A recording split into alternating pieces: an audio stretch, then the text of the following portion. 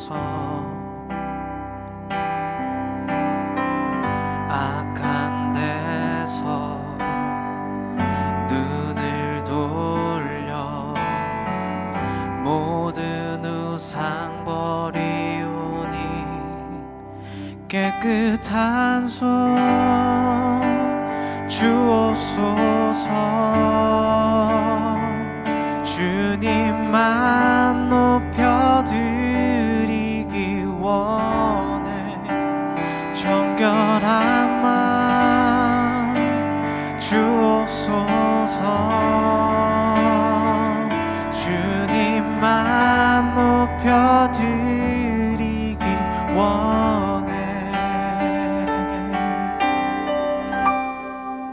무릎 꿇고 엎드리니 무릎 꿇고 엎드리니 우릴 겸손케 하소서.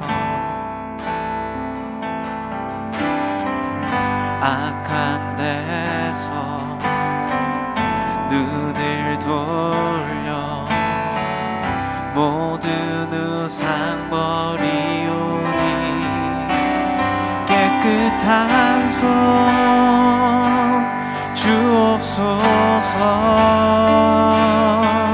주님만 높여드리기 원. 정결한 마음 주옵소서. 주님만 높여드리. 다시 한번 우리에게 깨끗한 마음 주옵소서. 깨끗한 손 주옵소서. 주님만 높여드리기 원해. 정결한 마음 주옵소서. 주님만 높여드리기 원해. 다시 한번 찬양합시다. 무릎 꿇고 엎드리니 무릎 꿇고 엎드리. 주님 오셔서 우릴 겸손케 하소서. 악한 데서 눈을 우리가 주 예수 그리스도를 바라며 모든 우상 버리오니 깨끗한 손 주옵소서. 주님만 높여드리기 원해. 정결한 마음 주옵소서. 주님만 높여드리기 원. 깨끗한 손 주옵소서. 우님만 높여드리기 원해. 정결한 마음 주옵소서. 주님만 높여드리기 원해. 우리 세대로 주의 얼굴 찾게 하옵소서. 오 야곱의 하나님, 우리 세대로 주의 얼굴 찾게 하옵소서. 오 한 번 더 그렇게 주님 앞에 간구합시다. 우리 세대로 주의 얼굴 찾게 하옵소서. 오 야곱의 우리 세대로 주의 얼굴 찾게 하옵소서. 오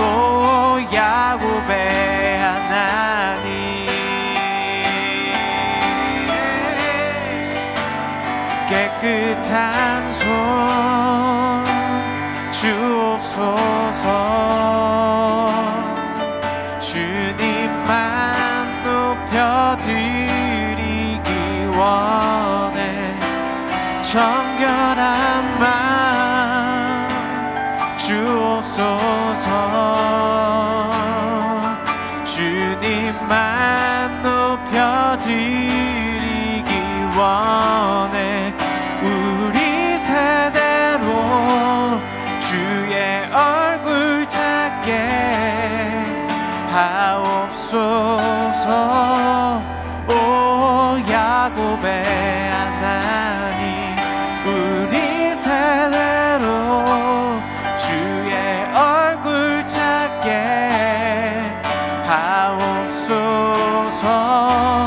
오 다시 한번 소망 없어 보이는 우리의 세대 가운데 주님 오셔서 우리 세대로 주의 얼굴 찾게 하옵소서. 오 야곱의 하나, 우리 세대로 주의 얼굴 찾게 하옵소서. 오 야곱의 하나님, 깨끗한 손 주옵소서. 주님만 높여드리기 원해. 정결한 마음 주옵소서. 주님만 높여드리. 한 번 더 주님 앞에 깨끗한 손 주옵소서. 주님만 높여드리기 원해. 정결한 마음 주옵소서. 주님만 높여드리기 원해.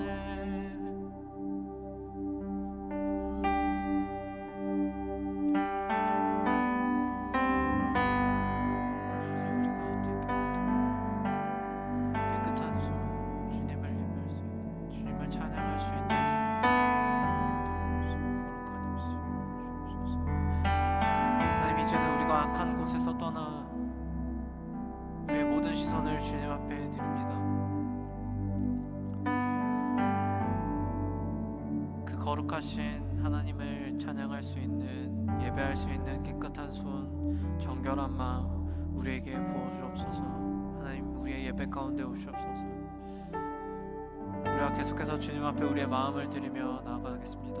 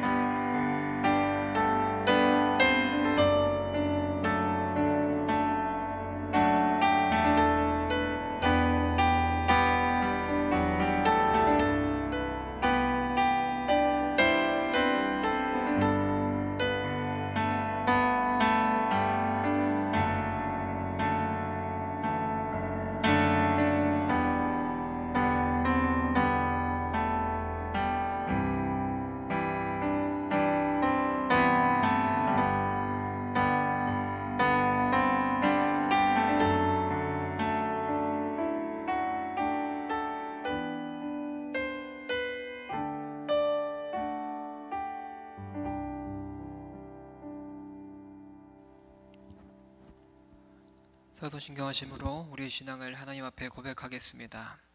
전능하사 천지를 만드신 하나님 아버지를 내가 믿사오며 그 외아들 우리 주 예수 그리스도를 믿사오니 이는 성령으로 잉태하사 동정녀 마리아에게 나시고 본디오 빌라도에게 고난을 받으사 십자가에 못 박혀 죽으시고 장사한 지 사흘 만에 죽은 자 가운데서 다시 살아나시며 하늘로 오르사 전능하신 하나님 우편에 앉아 계시다가 저리로서 산자와 죽은 자를 심판하러 오시리라.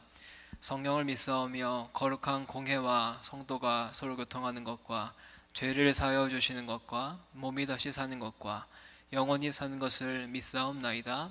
아멘. 찬송가 2장을 함께 찬양하겠습니다.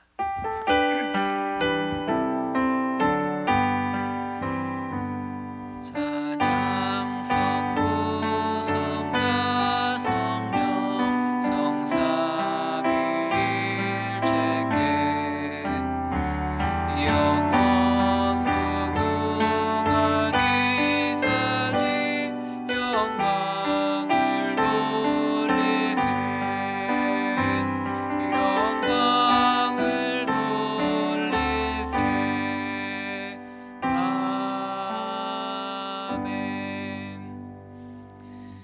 하나님 은혜와 사랑을 감사드립니다. 오늘도 하나님 앞에 각자의 자리에서 주님을 예배할 수 있도록 인도하여 주신 은혜 참으로 감사드립니다.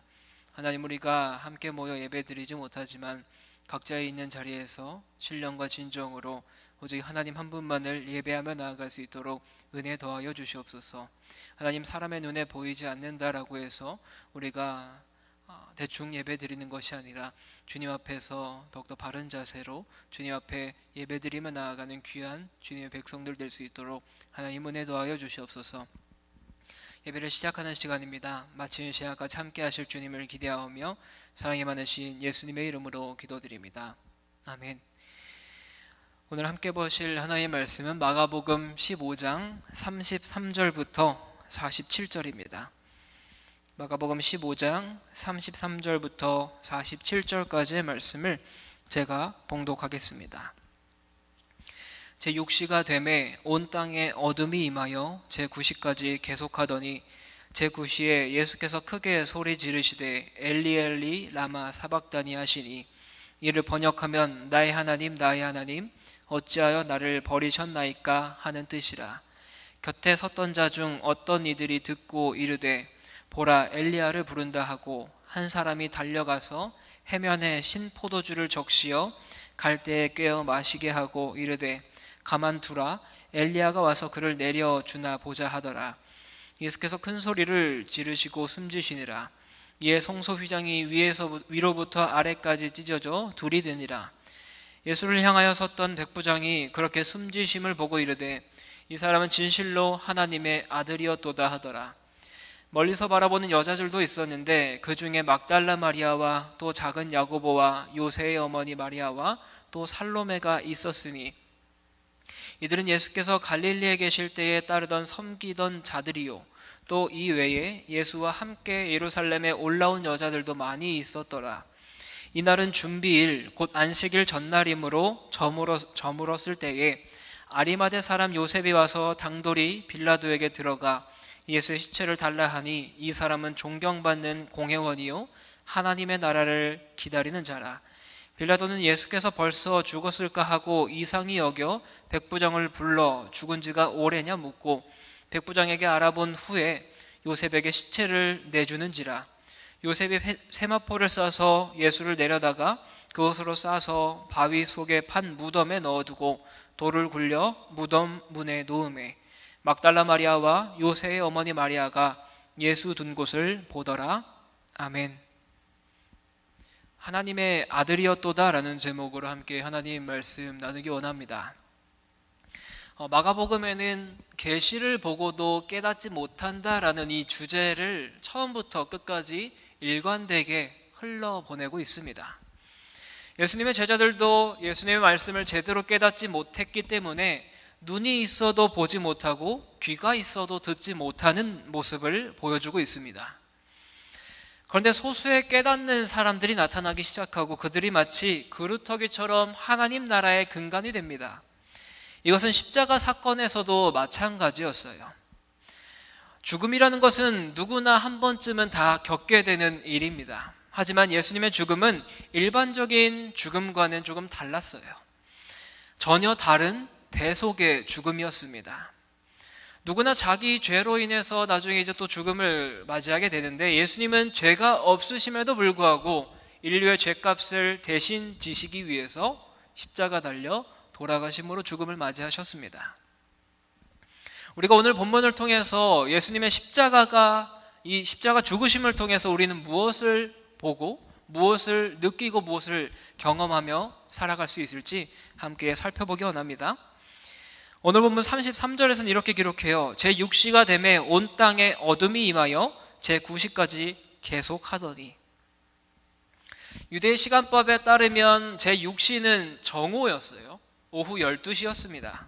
그렇다면 제9시는 오후 3시겠죠.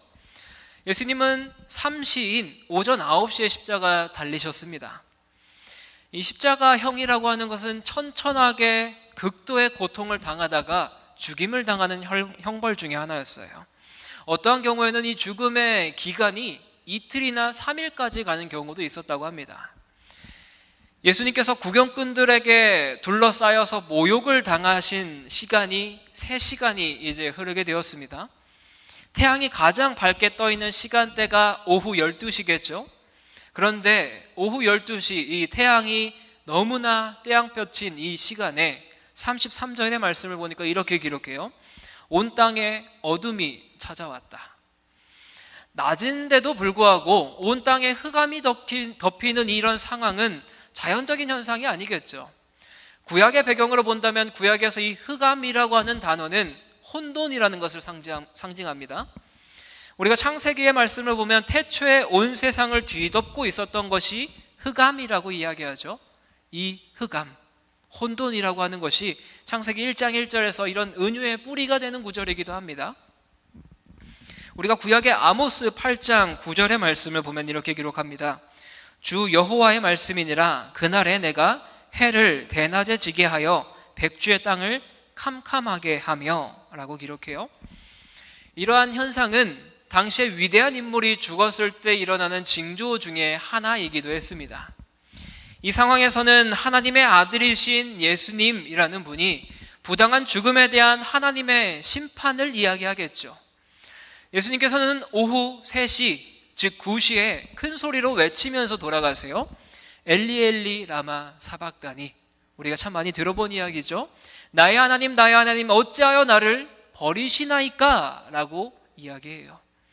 이 구절은 시편 22편 1절 말씀을 인용한 것인데 이렇게 기록합니다. 내 하나님이여 내 하나님이여 어찌 나를 버리셨나이까 어찌 나를 멀리하여 돕지 아니하시오며 내 신음소리를 듣지 아니하시나이까. 예수님께서 유일하게 십자가 달려 돌아가시면서 하신 말씀이 이거예요. 엘리 엘리 라마 사박다니.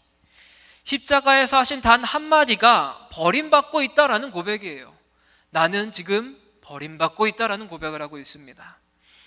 예수님께서 겪으셨던 이 마지막 고통 또는 이 마지막까지 씨름하셨던 것은 단순하게 어떤 육체적인 고통만은 아니었을 거예요.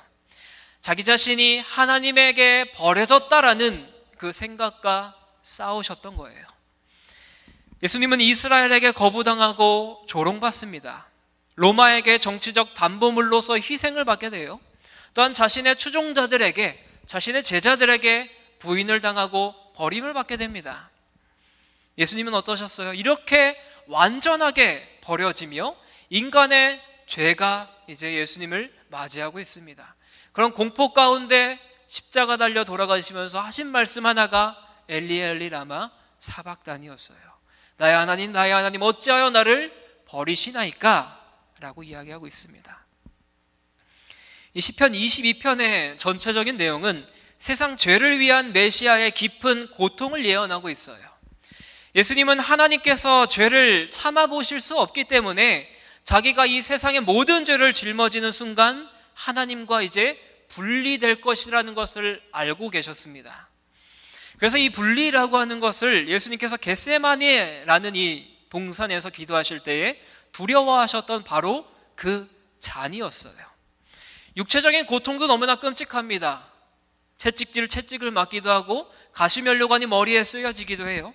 그런데 더 심한 고통은 하나님과의 영적인 단절이었어요. 하나님과의 관계가 끊어지는 것, 하나님과 분리되는 것이 예수님에게는 더 큰 고통이었습니다. 그런데 예수님께서는 우리가 하나님과 영원한 단절을 경험하지 않도록 하기 위해서 십자가에 달려서 돌아가고 계십니다. 그런데 이 순간 이 고통과 성취에 대한 예수님의 외침을 곁에서 듣고 있었던 사람들이 있었죠. 옆에서 어리석은 사람들이 들으면서 이렇게 이야기해요. 엘리 엘리라고 외치시는 이 예수님의 이야기를 들으면서 엘리야라고 잘못 들은 거예요. 비슷하잖아요, 단어가. 엘리 엘리 라마 사박다니 라고 예수님이 외치셨는데 주변에 있었던 이 어리석은 사람들은 그것을 엘리야라고 착각해서 들었습니다. 그러면서 엘리야가 오는지를 우리가 기다려보자라고 이야기하고 있어요. 이 사람들은 예수님을 계속적으로 조롱하고 있는 거예요. 예수님을 조롱하고 있었던 이 유대인들이었겠죠. 그들은 해면에 신포도주를 적시어서 갈대에 꿰어서 예수님께 마시게 했습니다. 그 십자가에 달려 계신 예수님께 어떻게든 포도주를 마시게 한 거예요. 그러면서 가만두라, 엘리야가 와서 예수님을 내려주나 보자라고 이야기하면서 계속 조롱하면서 기다리고 있어요. 이 당시에 신포도주는 마취제로 사용되었을 것입니다. 그러므로 신포도주를 주었다라는 것은 예수님의 고통을 예수님이 죽지 않을 수 있도록 계속적으로 마취제를 준 거죠. 그래서 말라기 4장에서 이야기했던 심판의 날이 이르기 전에 하나님의 선지자 엘리야를 보내신다라는 이 말씀이 이루어지는지를 보고 싶었던 거예요. 그래서 예수님께 신포도주를 적셔가지고 예수님의 입에 마시게 한 거죠. 이들은 예수님이 메시아이심을 깨닫지 못했습니다. 그래서 엘리야가 정말 오는지를 보자, 엘리야가 와서 이 예수님을 내려주는지 보자라고 이야기하고 있습니다. 이들은 예수님이 진정한 메시아인지를 깨닫지 못했어요. 그래서 버려진 자들에게 속하게 되었습니다. 마가는 예수님의 마지막 순간에 대해서 예수님께서 큰 소리를 지르시고 숨지셨다라고 기록합니다. 그런데 뭐라고 소리치셨는지는 기록하고 있지 않아요. 예수님의 마지막 말씀에서 누가복음은 이렇게 기록을 하는데 누가복음 23장 46절 말씀은 이렇게 기록합니다. 예수께서 큰 소리로 불러 이르시되 아버지 내 영혼을 아버지 손에 부탁하나이다 하고 이 말씀을 하신 후 숨지시니라 라고 기록을 해요. 내 영혼을 아버지 손에 부탁합니다 라고 이야기하면서 숨지시는 거예요. 요한복음 19장에서는 다 이루었다라고 기록을 해요. 여기서 숨지다라는 단어가 무엇입니까? ekpneo라는 헬라어 단어인데 분리를 뜻하고 있는 이 전치사 헬라어 에크와 숨을 내쉬다라는 동사 프네오라는 단어가 합쳐진 단어입니다. 무슨 의미겠어요? 숨을 내쉬는 것이 분리되었다라는 거예요. 숨이 이제 쉬어지지 않는다라는 것이겠죠. 곧 죽음을 뜻하는 겁니다. 예수님께서는 이제 육체적으로는 완전히 죽으셨어요. 육체적으로는 완전히 숨을 거두시면서 목숨을 잃게 된 거죠. 예수님의 죽음과 동시에 한 가지 사건이 함께 발생됩니다. 성소의 휘장이 위로부터 아래까지 찢어지게 된 거죠. 찢어지게 됨으로써 둘로 나뉘게 됩니다. 이 중대한 사건은 십자가 위에서 예수 그리스도의 사역이 성취된 것을 보여주고 있습니다. 성전이 무엇입니까? 성전은 또 뜰로 구성되어 있고 성소로 구성되어 있고 지성소로 구성되어 있어요. 성소는 제사장만이 들어갈 수 있는 공간이었고요. 지성소는 하나님만을 위해서 마련된 장소였습니다. 지성소는 언약궤가 있고 하나님의 임재가 계신 곳이 지성소라는 곳이었어요. 그곳은 1년에 한 번 대속죄일에 대제사장이 모든 나라의 죄를 용서받기 위해서 희생제사를 드리기 위해 이 곳으로 들어갔습니다. 이 지성소로 들어갔어요. 성소휘장은 번제를 드리기 위해 제단이 있는 뜰과 성소 사이에 있었던 이 바깥 휘장이었습니다. 아니면 성소와 지성소 사이에 걸려 있었던 휘장일 수도 있습니다. 아마도 여기서 찢어진 이 휘장은 성소와 지성소 사이에 있었던 것임이 가능성이 좀 더 높아요. 상징적으로 이 휘장이라고 하는 것은 거룩하신 하나님과 제된 백성을 분리시켜주는 역할을 했습니다.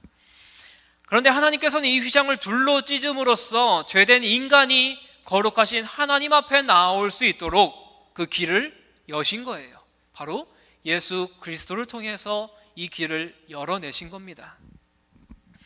어떤 학자들은 이 휘장이 찢어진 것이 단순하게 예루살렘 성전이 파괴될 것을 예시해 주는 것이다 라고 이야기합니다. 믿지 않는 이스라엘을 향한 인자의 심판을 나타낸다라고 이야기하기도 해요. 하지만 신약 성경에서는 이 찢어진 휘장은 우리가 하나님께 이제 자유롭게 나아갈 수 있게 된 것을 의미합니다. 하나님과 백성 사이를 가로막고 있었던 장벽이 무너졌다라는 사실을 강조하는 게 신약 성경에서 이야기하는 거예요. 이것이 언제 일어났어요? 예수님께서 십자가 달려 숨을 거두셨을 때 이 휘장이 둘로 나뉘게 됩니다. 예수님을 통하여 우리는 이제 하나님과 교류할 수 있는 사람이 되었어요. 죄된 인간이 하나님과 교통할 수 있는 것, 하나님과 교제할 수 있는 것이 오직 예수 그리스도로 말미암아 되었다라고 이야기하고 있습니다. 그런데 이 놀라운 역사의 현장에서 예수님의 영광을 깨닫는 사람이 누구입니까? 유대인이었습니까? 아니면 예수님의 제자들이었습니까? 둘 다 아니었어요. 십자가 현장에서 예수님이 하나님의 아들이심을 최초로 깨닫고 고백한 사람은 놀랍게도 로마의 백부장이었습니다. 오늘 본문 36절의 말씀을 한번 같이 보도록 하겠습니다. 39절 말씀입니다. 39절. 오늘 본문 39절 말씀이 이렇게 기록합니다. 예수를 향하여 섰던 백부장이 그렇게 숨지심을 보고 이르되 이 사람은 진실로 하나님의 아들이었도다 하더라. 예수님을 향하여 섰던 이 백부장이 누구입니까? 예수님의 십자가 처형을 집행한 책임자가 이 사람이에요. 그는 틀림없이 이 십자가에 달려서 죽게 하는 일을 참 많이 했던 사람이겠죠. 하지만 예수님의 십자가 사건은 조금 달랐어요. 설명할 수 없는 어둠이 있었고 지진이 있었고 심지어 처형당하고 있는 이 예수님의 입에서 누가복음 23장 34절에서 이야기하는 아버지여 저희를 사하여 주시옵소서 자기의 하는 것을 알지 못함이니이다 라는 이 고백, 다른 십자가 달려 돌아가는 사람들과는 많이 달랐던 현상이었죠. 자연적인 현상이 또한 많이 일어났고요, 십자가 달려 죽고 있는 이 사람이 고백하는 이 입술의 고백이 이 로마의 사람, 이 로마의 백부장의 마음을 완전히 바뀌게 만들었습니다. 백부장은 예수님이 비교적 빨리, 그것도 갑자기 죽으신 것도 그 옆자리에서 바로 보았을 거예요. 이 이방인 로마 장교인 백부장은 대부분 유대인들이 놓친 중요한 것을 깨달았습니다.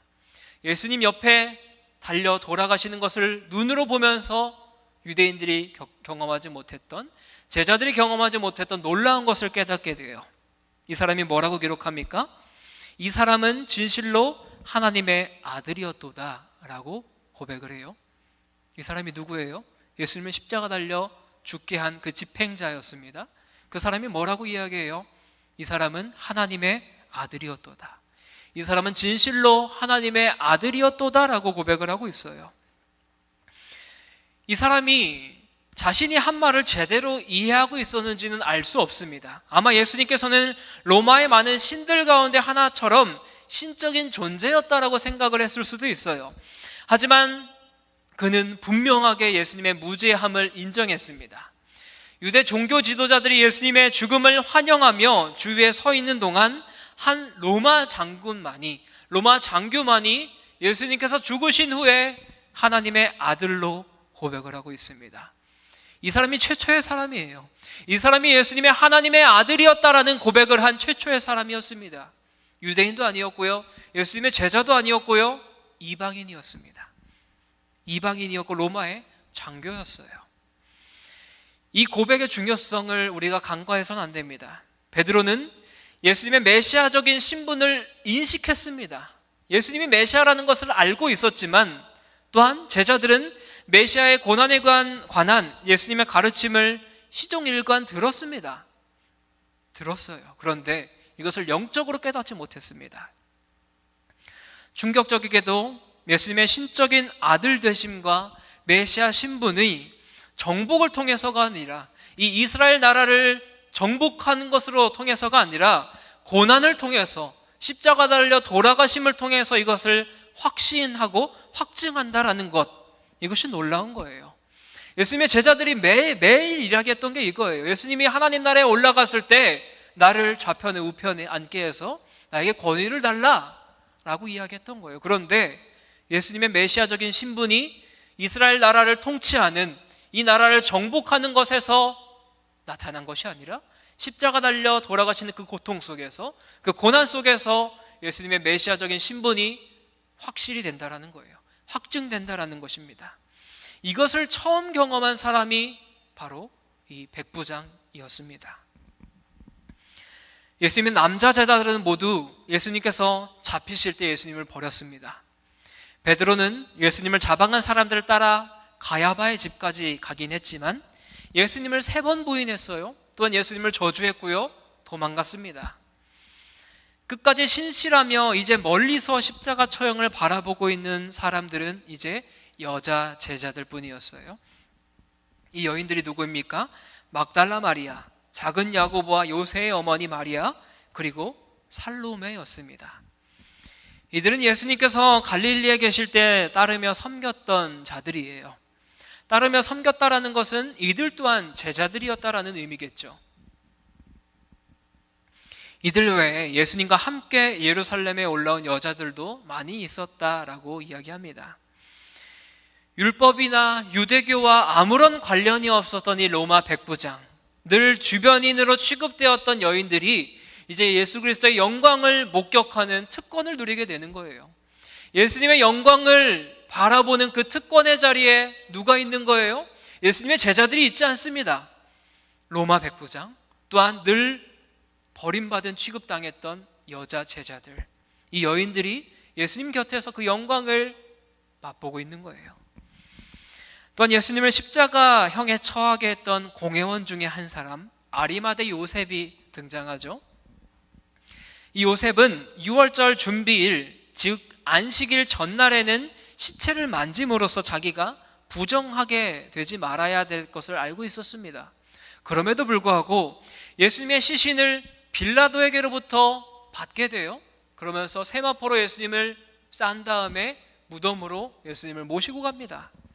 42절과 43절 말씀 함께 볼까요? 42절과 43절 말씀이 이렇게 기록합니다. 이날은 준비일 곧 안식일 전날이므로 저물었을 때에 아리마대 사람 요셉이 와서 당돌이 빌라도에게 들어가 예수의 시체를 달라 하니 이 사람은 존경받는 공회원이요 하나님의 나라를 기다리는 자라. 42절에는 저물었을 때라고 기록을 하죠. 대략 이 시간은 오후 4시에서 6시 정도의 시간이라고 합니다. 이 날짜, 이 시간은 하루를 넘기지 않은 시간 중에 하나예요. 이 날짜는 내일이 아니라는 거예요. 이런 시간의 정보는 아리마대 요셉이 예수님의 장사를 신속하게 처리하려는 그 행동의 동기를 설명을 해주고 있는 거예요. 아리마대 요셉이라고 하는 사람은 예루살렘에서 북서쪽으로 대략 145km 정도 멀리 떨어진 곳의 출신의 사람입니다. 이 요셉이 빌라도에게 가서 예수님의 시체를 요구하고 있는 거예요. 요셉이 누구입니까? 사내들인 회원이었어요. 이 회원으로서 안식일법을 어기지 않으려 했다라는 것이 마가의 설명이에요. 안식일법 준수 외에 급한 장사 진행을 설명해주는 또 다른 이유가 하나가 있습니다. 고대 유대 사회에서 장사, 이 시체를 무덤으로 옮기는 것은 죽음이 일어난 당일에 이루어졌습니다. 그런데 만약 한밤중에 이 사람이 죽게 되었다면 하루를 미뤄서 그 다음 날에 이제 장사를 지냈어요.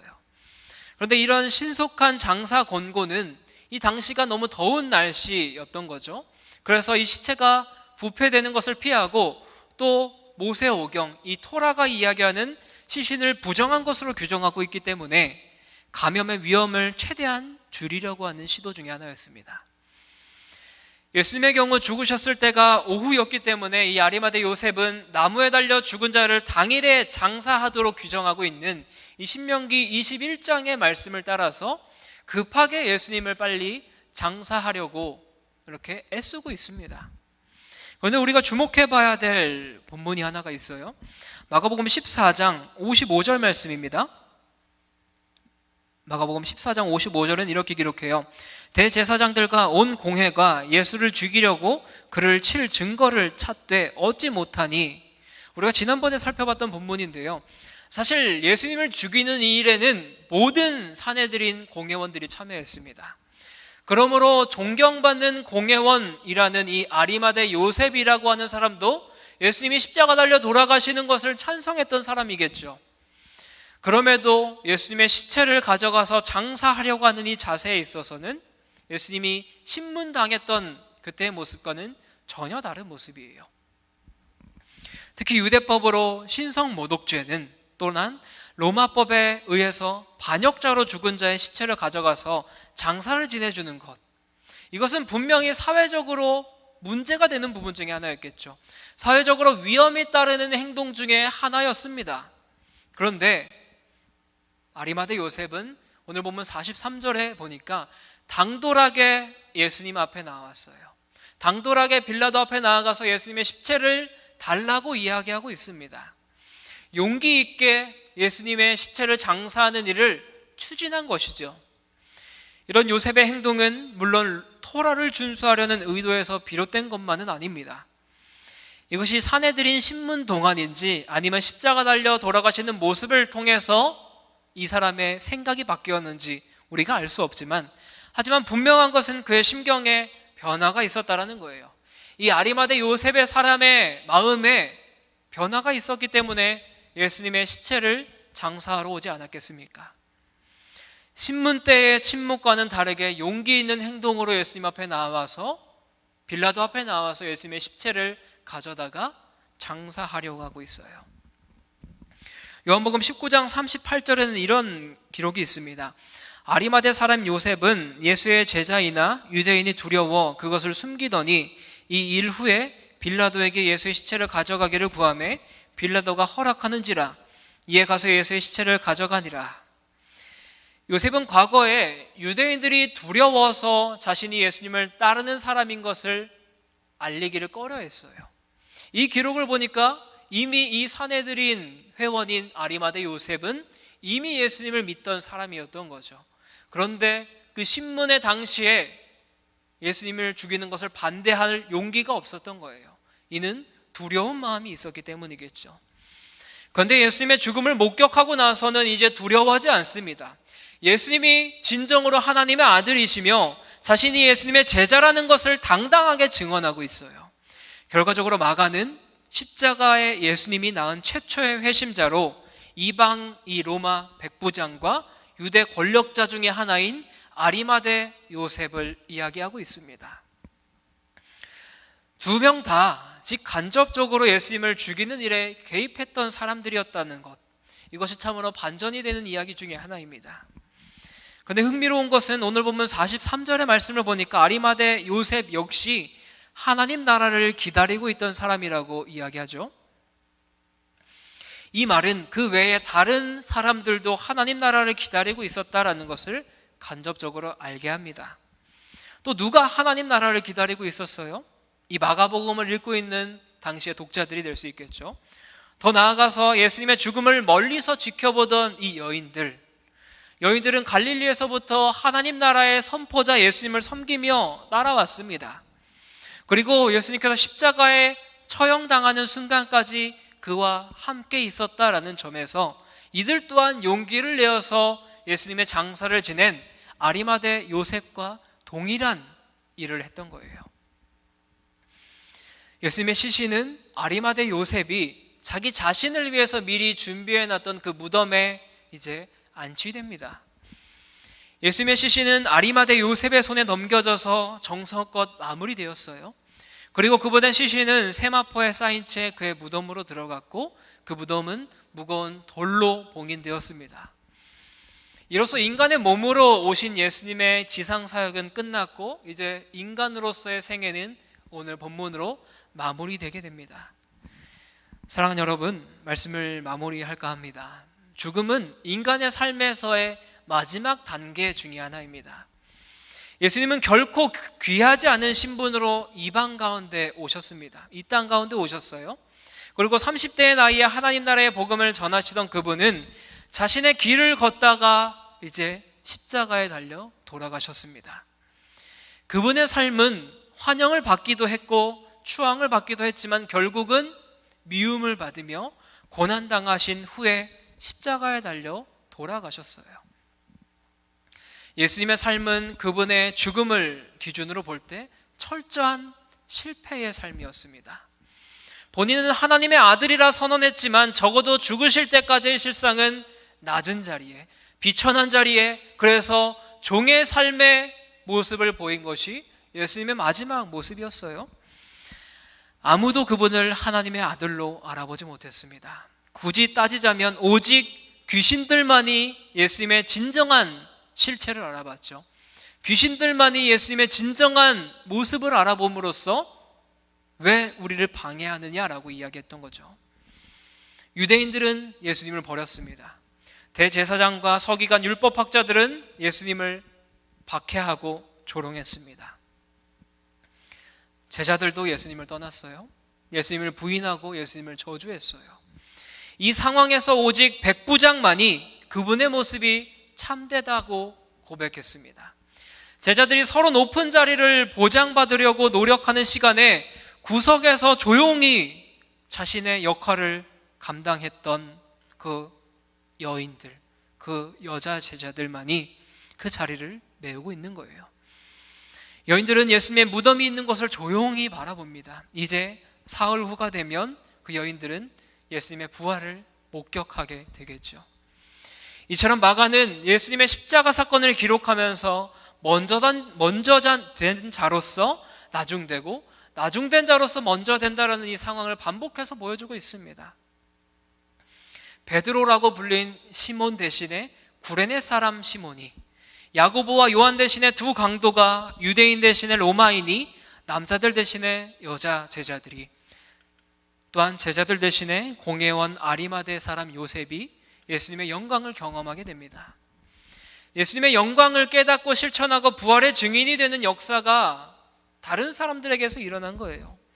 우리도 예수님의 십자가를 묵상하고 자기 십자가를 지고 따를 각오를 제대로 하지 않으면 우리의 자리를 뺏길 수가 있다는 거예요. 우리가 제대로 서 있지 않으면, 우리가 십자가 앞에 예수 그리스도를 향한 믿음이 바로 서 있지 않다면 우리 또한 이러한 모습이 될 수 있다는 거예요. 사랑하는 여러분, 오늘 본문의 이야기는 우리에게 참 많은 도전을 둡니다. 누가 예수님의 제자인가? 누가 진정한 예수님의 제자인가? 라고 우리에게 도전을 하고 있어요. 여러분들은 예수님의 제자입니까? 그분의 제자는 낮아져서 세상을 종으로 섬기러 오신 예수님을 하나님의 아들로 고백하는 사람들입니다.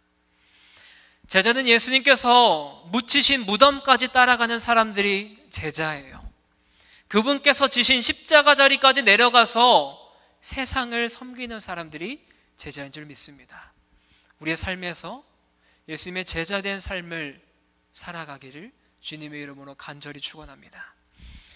우리 시간 함께 찬양하고 기도하기 원하는데요, 함께 찬양할 때는 예수 늘 함께 하시네 라는 찬양 함께 하기 원합니다. 우리가 고단한 인생길을 살아가고 있어요. 우리의 삶이 참으로 어려워요. 그 순간 우리는 예수님의 제자로 삶을 살아가고 있냐는 거예요. 그 순간 우리는 진정한 예수님의 제자로 삶을 살아가고 있습니까? 아니면 예수님을 떠나, 예수님을 멀리 떠나 배반하고 예수님을 저주하고 예수님과 떨어진 곳에서 삶을 살아가고 있습니까? 오늘 본문은 우리에게 참 많은 도전을 주어요. 예수님의 제자들이 십자가 달려 돌아가신 주님 곁에 있지 않았어요. 오늘 본문엔 누가 진실로 하나님의 아들이라고 고백하고 있습니까? 백부장이 이야기하죠. 또한 예수님의 시체를 장사한 사람이 누구예요? 예수님의 제자가 아니라 아리마대 요셉이에요. 이 사람은 사내들인 공회원 사람이었어요. 예수님을 그렇게 핍박하고 조롱하고 무시했던 사람이 예수님의 시체를 장사하고 있는 거예요. 예수님은 우리와 늘 함께하기 원하시는데 우린 어디 있습니까? 우리는 제자된 삶을 살고 있습니까? 우리 이 시간 함께 찬양하고 기도하기 원합니다.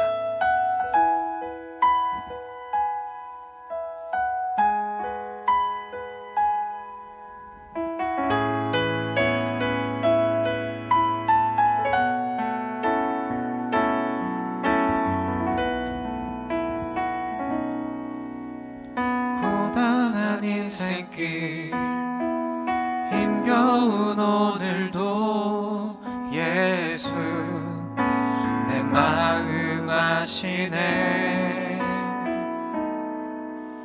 지나간 아픔도 마주할 세상도 예수 내 마음 아시네. 처음부터 찬양하죠. 고단한 인생길, 고단한 인생길 힘겨운 오늘도 예수 내 마음 아시네. 지나간 아픔도 마주할 세상도 예수 내 마음 아시네. 믿음의 눈 들어, 믿음의 눈 들어 주를 보리. 이 또한 지나가리라. 주어진 내 삶의 시간 속에 주의 뜻 알게 하소서. 우리 2절로 찬양할까요? 하루를 살아도, 하루를 살아도 기쁨으로 가리. 예수 늘 함께 하시네.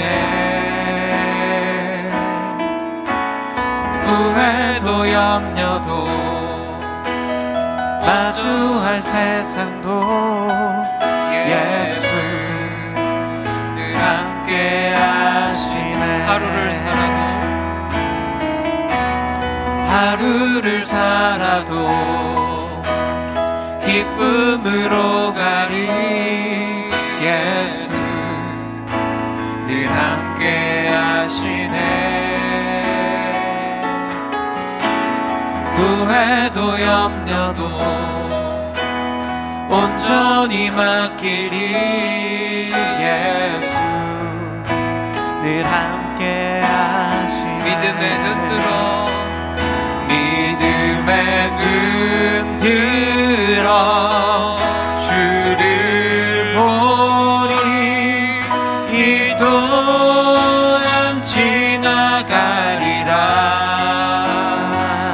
주어진 내 삶의 시간 속에 주의 뜻 알게 하소서. 믿음의 눈 들어, 믿음의 눈 들어 주를 보리. 이 또한 지나가리라. 주어진 내 삶의 시간 속에 주의 뜻 알게 하소서. 믿음의 눈 들어, 믿음의 눈 들어 주를 보리. 이 또한 지나가리라. 주어진 내 삶의 시간 속에 주의 뜻 알게 하소서. 마지막으로 한 번 더 찬양합시다. 믿음의 눈 들어, 믿음의 눈 들어 주를 보리. 이 또한 지나가리라. 주어진 내 삶의 시간 속에 주의 뜻 알게 하소서. 사랑하는 하나님, 우리가 우리의 삶을 살아가다 보면, 인생길을 살아가다 보면 무너지고 힘들어질 때가 있습니다. 그럴 때마다 우리의 삶이 넘어집니다. 그런데 그 순간에 우리가 하나님의 뜻을 알게 하여 주시옵소서. 믿음의 눈을 들어서 주님을 바라보게 하여 주시옵소서. 하나님의 뜻이 무엇입니까? 주님의 뜻이 무엇입니까? 그분의 제자가 되는 것이겠죠.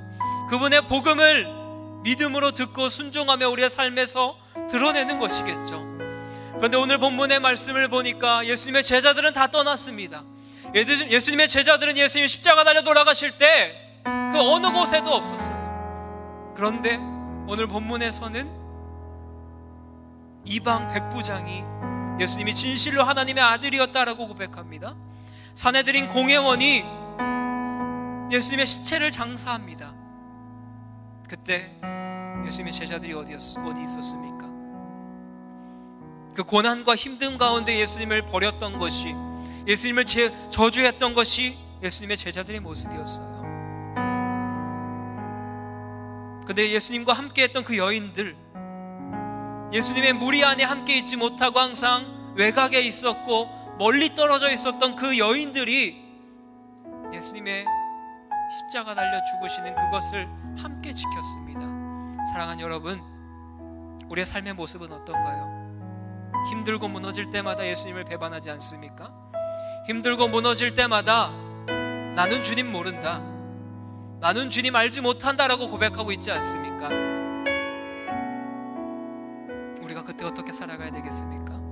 믿음의 눈을 들어서 주님 바라보게 하여 주시옵소서. 넘어지고 무너지고 힘들 때마다 이 또한 지나가리라 라는 믿음의 고백으로 주님을 의지하고 주님을 내 삶에 모시며 삶을 살아가게 하여 주시옵소서.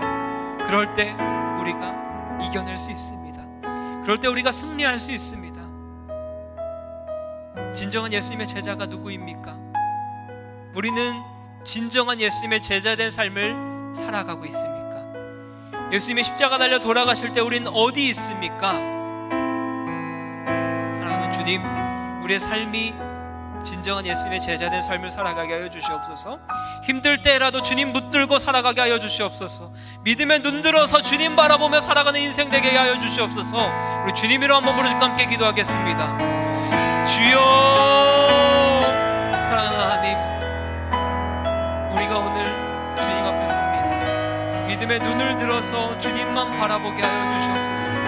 오늘 십자가 달려 예수님께서 돌아가실 때 예수님의 제자라고 했던 그 많은 인원들, 그 11명의 제자들이 어디 있었습니까? 다 예수님을 배반하고 예수님을 떠나 있었습니다. 진실로 하나님의 아들이라고 고백했던 사람은 로마의 백부장이었습니다. 이 십자가형을 함께 십자가 못 박았던 사람이었습니다. 또한 예수님의 시체를 장사했던 사람은 산헤드린 공회원이었던, 예수님이 십자가 달려 돌아가심을 집행했던 그 사람 중에 하나였어요. 사랑하는 하나님, 우리는 예수님의 제자된 삶을 살아가고 있습니까? 우리는 진정으로 예수님의 제자된 삶을 살아가고 있습니까? 아니면 말로만 제자로 삶을 살아가고 있습니까? 사랑하는 하나님, 우리의 삶 속에서, 우리의 시간 속에서 주님의 뜻을 알게 하여 주시옵소서. 진정한 제자된 삶을 살아가게 하시고 주님의 복음을 전하는 일에 부족함 없을 수 있도록 하나님 우리를 사용하여 주시옵소서. 우리에게 시련이 다가옵니까? 고난이 다가옵니까? 역경이 다가옵니까? 이 또한 지나가리라는 믿음을 붙잡고 살아가게 하여 주십시오. 그리하여서 우리 삶의, 우리 시간 속에서 주님을 붙잡으며 삶을 살아가게 하여 주십시오. 하나님, 우린 연약하여서 무너집니다. 그러기에 주님의 일하심과 하나님의 역사와 하나님의 만져주심의 은혜가 필요합니다. 하나님, 우리에게 이 모든 것들을 감당할 수 있는 힘과 능력과 용기를 허락하여 주시옵소서. 그리하여서 주님 붙들고 살아가는 인생 되게 하여 주십시오. 주님의 제자된 삶을 살아가는 인생 되게 하여 주시옵소서. 고난과 역경과 시련 속에서 주님을 배반하는 인생 되는 것이 아니라, 주님을 멀리하며 살아가는 인생 되는 것이 아니라, 하나님의 사랑을 붙들고 하나님의 인도하심을 붙들고 주님만 찬양하며 살아가는 주님의 귀한 백성들, 주님의 귀한 청년들의 삶이 될 수 있도록 하나님 은혜도 하여 주시옵소서. 주님, 우리의 부족한 마음들을 주님 앞에 아뢰며 나아가오니 하나님 우리를 붙잡아 주시고 하나님 우리를 인도하여 주시고 주님 우리의 삶을 책임져 주시옵소서. 우리 함께 찬양할까요? 믿음의 눈 들어, 믿음의 눈 들어 주를 보리.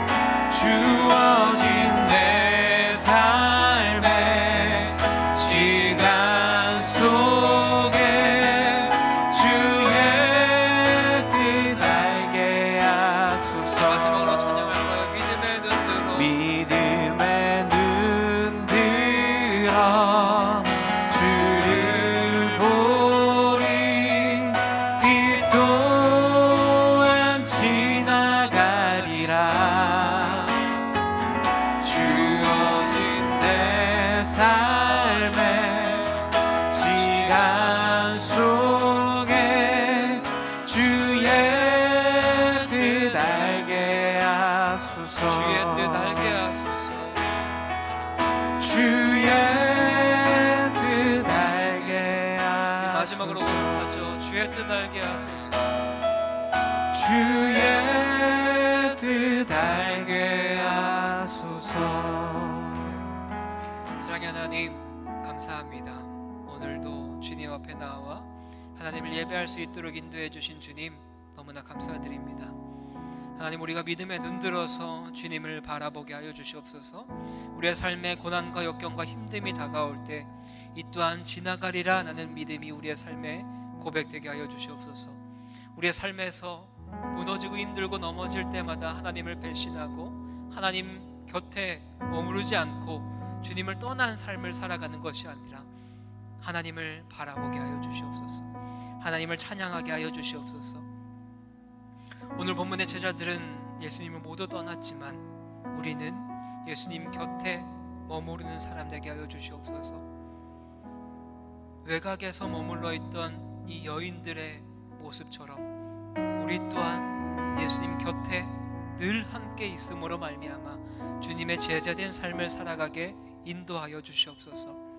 혹여나 우리가 예수님을 부인하고 예수님을 핍박하는 삶의 모습이었다면 오늘 로마의 백부장의 모습처럼, 또한 사내들인 공의원이었던 아리마대 요셉의 모습처럼 예수님 앞에 다시금 돌아오는, 예수님이 진정한 메시아라고 고백하는 우리의 인생 될 수 있도록 하나님 은혜를 더하여 주시옵소서. 그렇게 일하실 주님을 기대하오며 사랑이 많으신 예수님의 이름으로 기도드립니다. 아멘. 이제는 우리 주 예수 그리스도의 은혜와 하나님의 사랑과 성령의 교통하심이 예수님을 떠나 멀리 살아가는 것이 아니라 예수님의 제자된 삶을 살아감으로 주님 곁에서 하나님 의지하는 삶을 살아가기로 다짐한, 주님의 진정한 제자로 삶을 살아가기로 작정한 여기 모인 주님의 귀한 백성들 머리 위에 이제부터 영원토록 함께 있을지어다. 아멘.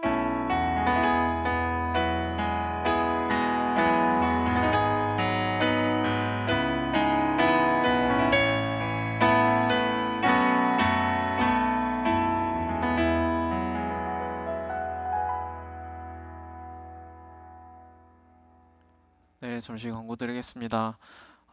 일단 첫 번째로 청년부 여름 수련회가 8월 27일과 28일 양해간에 있습니다. 현재로서는 온라인 진행이 불가피할 것 같은데요.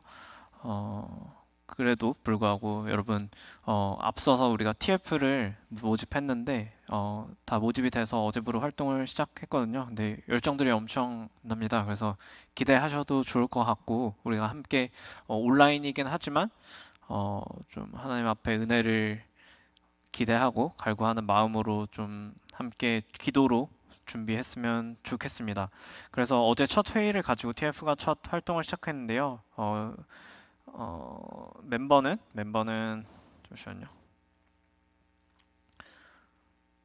뭐 중요한 건 아니지만 강만우, 김건우, 김다혜, 김채연, 문지석, 문효석, 박선욱, 이혜원 형제 자매들이 모여서 우리가 수련회 함께 준비해 나갈 거고요. 주제는 동행이라는 주제입니다. 그래서 우리가 또 수련회 전까지 함께 동행하는 청년부 돼서 준비해 나갔으면 좋겠고요. 그래서 저희가 첫 번째로 오늘 딱 8월 1일이 됐잖아요. 그래서 8월 1일부터 우리가 수련회 시작하는 날까지 기도를 릴레이로 좀 하려고 해요. 수련회를 위해서. 우리가 이전에는 좀 기도회로도 모이고 그랬었는데 지금 여건상 기도회는 불가능하니까 좀 계신 자리에서 청년부를 생각하시고 또 수련회를 생각하시면서 기도할 수 있도록 저희가 그 기도표를 짜서 배부를 할 거거든요. 그래서 요 예배 끝나고 오늘 저녁쯤에 저희가 기도 그 릴레이 표를 보내드릴 거예요. 근데 이 명단은 저희가 어떻게 작성할까 좀 고민을 하다가 여러분 그 저희 청년부 공지방 카카오톡 공지방에 들어와 계신 분들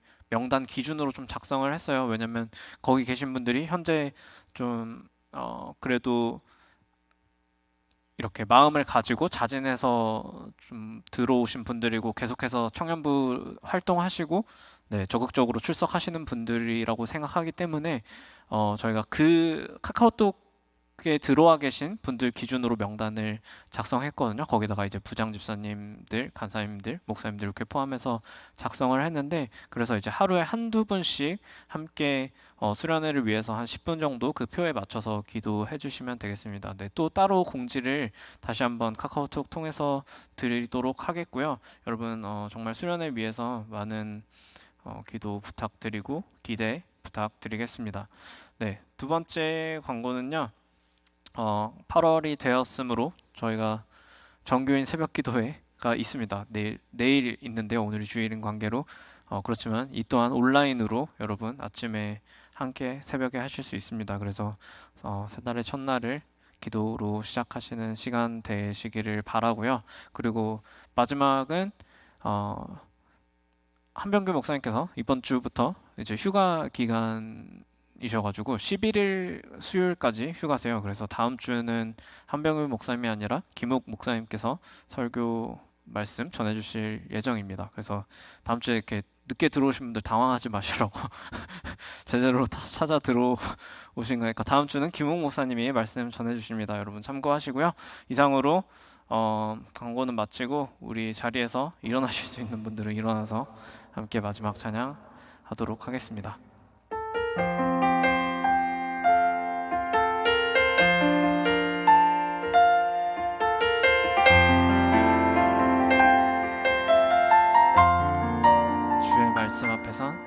주의 말씀 앞에선 당신은 참된 예배자, 그토록 찾으시던 하나님의 기쁨,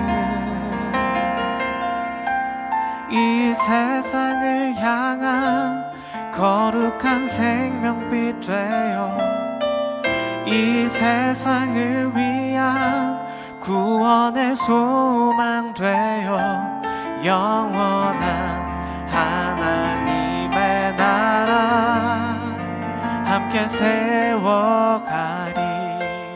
주님의 부르심 따라서, 주의 부르심 따라 당신의 삶을 드릴 때 세상은 당신 안에서 주의 영광 보리라. 이 세상을 이길 주님의 군사 되어 이 세상을 섬길 주님의 손과 발 되어 영원한 하나님의 나라 함께 세워가. 이 세상을 향한